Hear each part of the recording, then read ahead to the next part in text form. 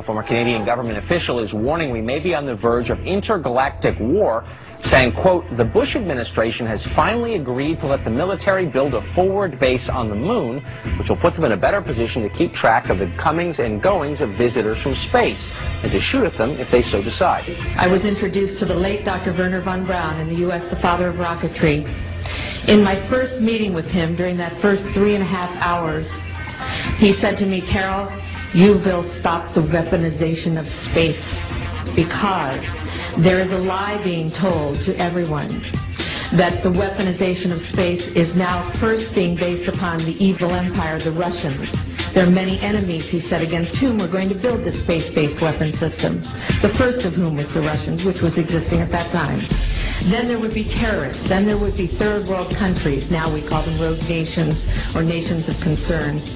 Then there would be asteroids. And then he would repeat to me over and over, and the last card, the last card, the last card would be the extraterrestrial threat.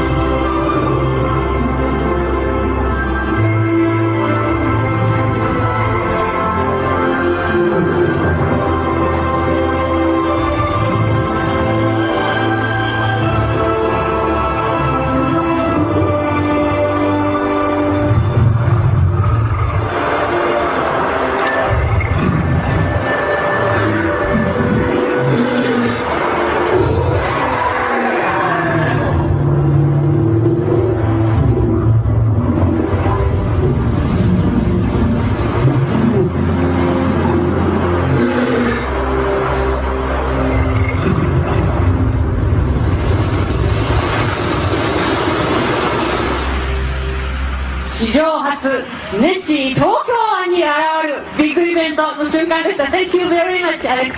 Thank you. Thank you.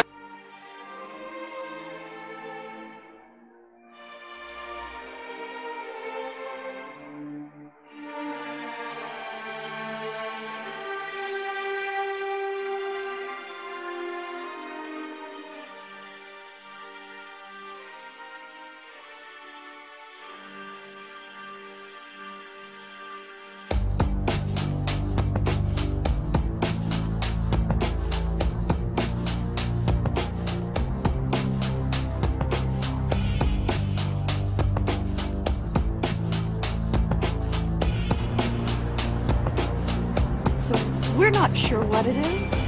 Is it some sort of balloon that's lit? It's not moving. It's circular in nature. It looks solid.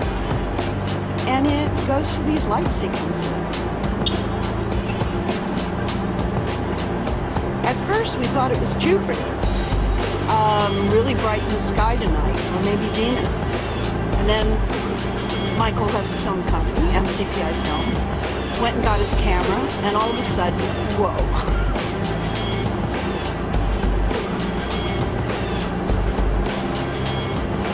So what are you seeing, Mike? I'm seeing light flowing out.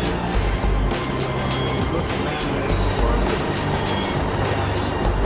extra man-made.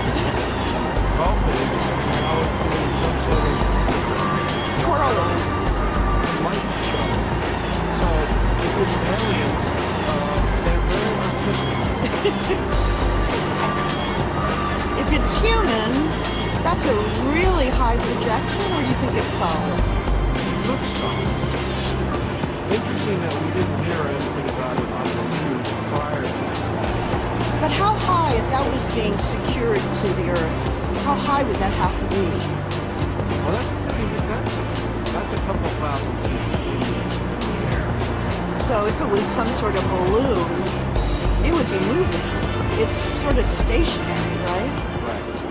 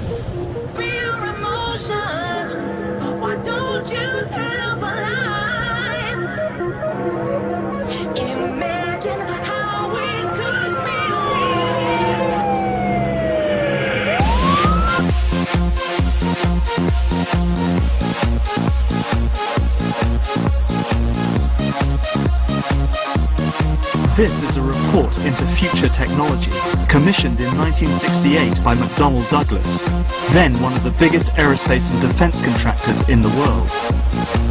What's extraordinary about this document is that it takes the existence of UFOs seriously. It recommends using UFOs and copying their design to make the next quantum leap in aerospace technology.